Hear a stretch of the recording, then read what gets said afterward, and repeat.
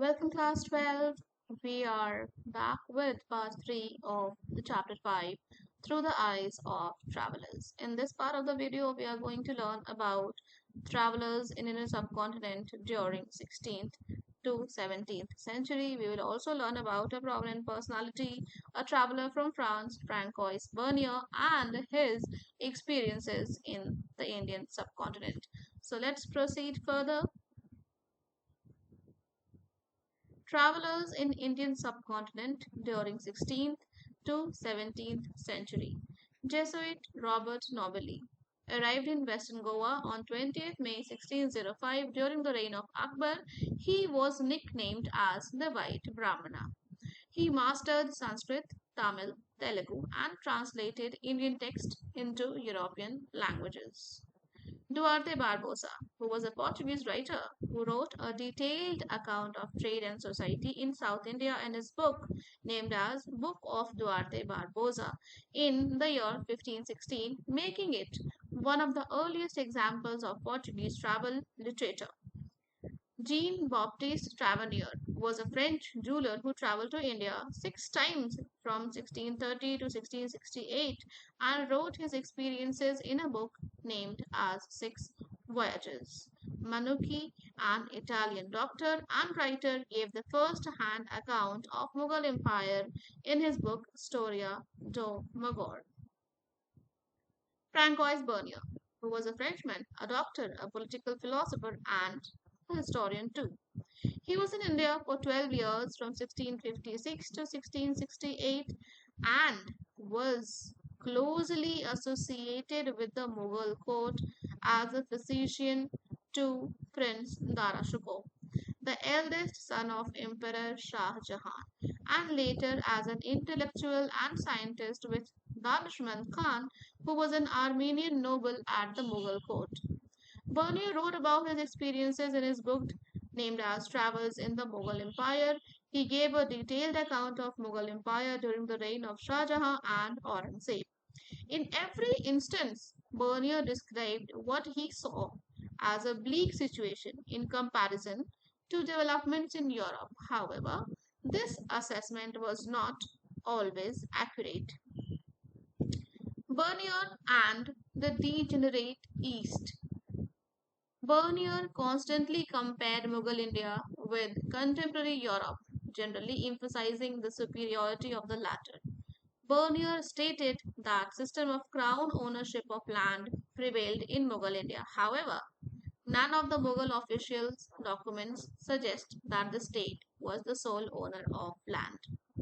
Abul Fazl, the 16th century chronicler of Akbar's reign, describes that land revenue as remunerations of sovereignty, a claim made by the ruler on his subjects for the protection he provided rather than as rent on land that he owned.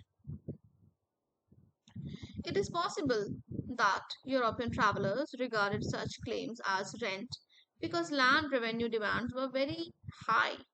However, this was not a rent or even a land tax, but a tax on the crop which was being produced over that area of land. Then we move towards the ideas of Bernier, which influenced the Western thinkers. Bernier and Western thinkers. French philosopher Montesquieu used Bernier's account to develop the idea of Oriental despotism, according to which rulers in Asia enjoyed absolute authority over their subjects, who were kept in conditions of subjugation and poverty, arguing that all land belonged to the king and that private property was not existent. Karl Marx argued that in India, before colonialism, surplus was appropriated by the state. This led to the emergence of a society that was composed of a large number of autonomous and egalitarian village communities, that means equal village communities. The imperial court presided over these village communities, respecting their autonomy as long as flow of surplus was unimpeded. However, this picture of rural society was far from true. A more complex social reality. Bernier felt that artisans had no incentive to improve the quality of manufactures, and manufactures were in decline. At the same time, he considered that vast quantities of the world's precious metals flowed into India as manufactures were being exported. In a way, Bernier was contradicting his own statements that he gave earlier. During 17th century, 15% of the population lived in towns. Still, he described Mughal cities as camp towns, by which he meant towns that owed their existence and depended for their survival on the imperial camp, although this was not the case. Existence of manufacturing towns, trading towns, port towns, sacred centers, pilgrimage towns is an index of the prosperity of merchant communities and professional classes.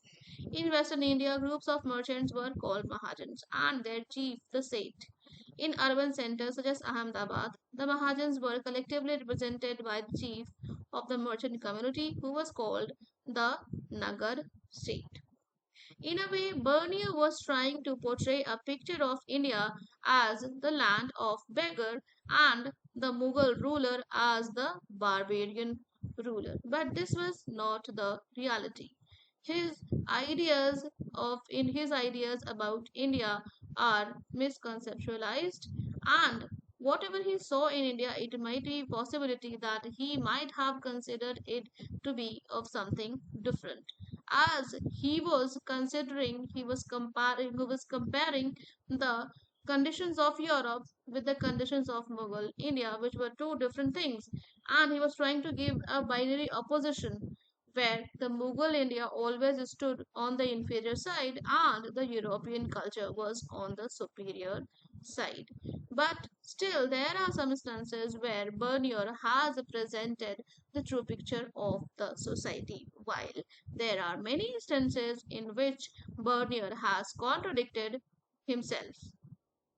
So, till here in this particular video, further we will find out in the part 4 of the chapter Through the Eyes of Travelers. Till then, thank you so much.